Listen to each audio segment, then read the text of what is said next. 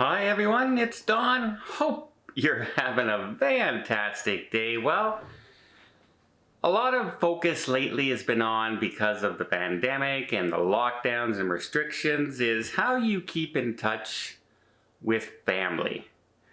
And I thought maybe I'd share one of my unique ways that I keep in touch with my family, even when it's not a pandemic.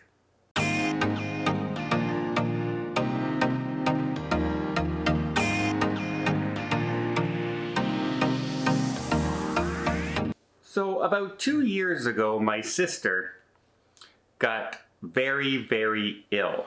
Right around the time I was recovered. I'm like on my last session of chemo and stuff like that. But my sister got so sick that my nephews and I, it's their mother, we thought that was it. We were saying goodbye. She was in another city.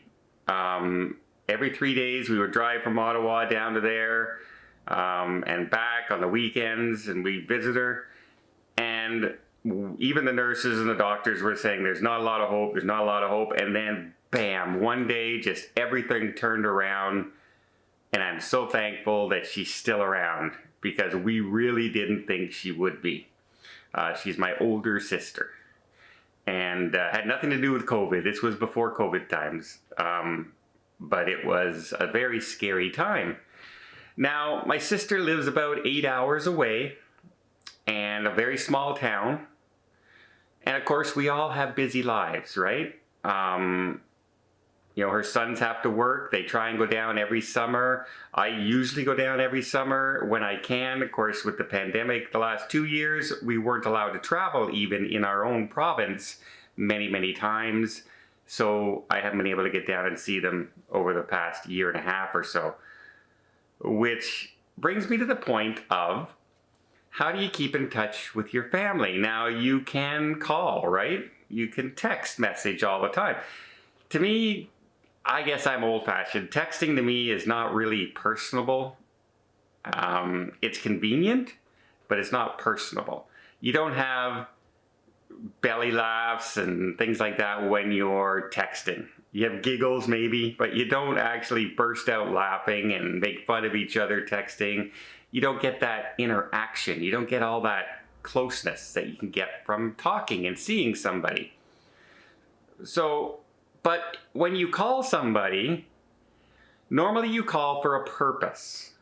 You call because you have something you need to ask them, or you need something to say, and you call, you say that thing, and then you have that, now what do we talk about moment, right? There's only, if you were to talk, say, every 2 days to somebody who lives 8 miles away, and there's not really much going on in their lives, right? They're not traveling. They're not going to work. They live at home. They stay at home. And you go and you say, so, anything new today? And they say, no, nothing. Well, that kind of puts an end to the conversation, doesn't it? So it's very easy to stop the calls. It's very easy to stop the phone calls until you have something to say or do. And so one of the things that my sister and I have started doing over the years, and this included while I was sick and even before I was sick. So we've been doing this for 8 or 9 years now, is that we play a video game together. We set aside a time at night, just after supper and before it's time for her to get ready for bed. We set aside about an hour and a half to 2 hours every night. We log on to this video game.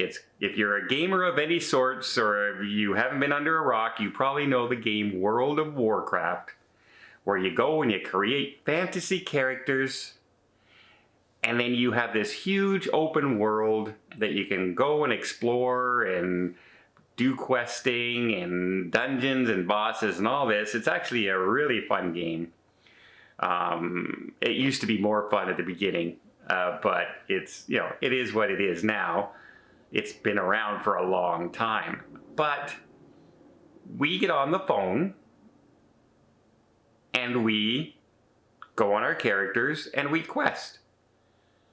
And sometimes we're just talking about the quests we're doing and what we have to do. And other times we go off into conversations about things that are going on in our lives and situations that are happening. We go on about, what's happening in Ontario for the pandemic, any restrictions down there. Where am I going next? What is she doing? When's her next doctor's appointment? But when there's those long pauses and quiet, we are still doing something and we're still talking. We still have that connection.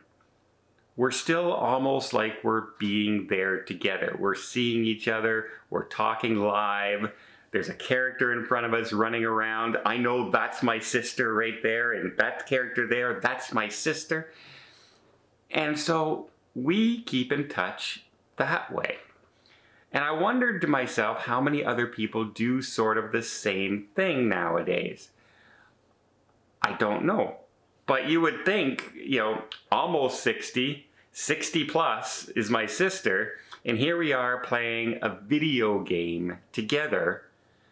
And it's not necessarily about playing the game so much as it is about getting together with family and friends and talking and feeling a little bit more connected than we would if we were just sitting there waiting till there's something to talk about.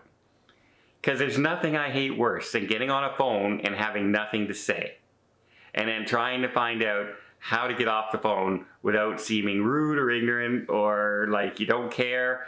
That's a very awkward situation. But when you have a video game to do, even if there's nothing to say, there's stuff to do in the video game. And you have that to talk about.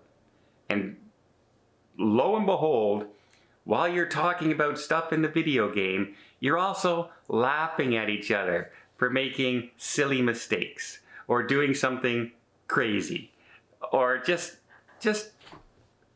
it happens. You just start talking again and you feel like you're in the same room with your family again. And so that's what my sister and I do. And we've been doing it a long time. I'd say we've been doing it over 10 years now. We have had breaks in between, but we start up again. And it is, honestly, I am very thankful for two things. One, that my sister is still here with me, and that we have a way that we can get together with no awkward long pauses and talk and laugh and have fun and be with each other, even though we're hundreds of miles away from each other every single day.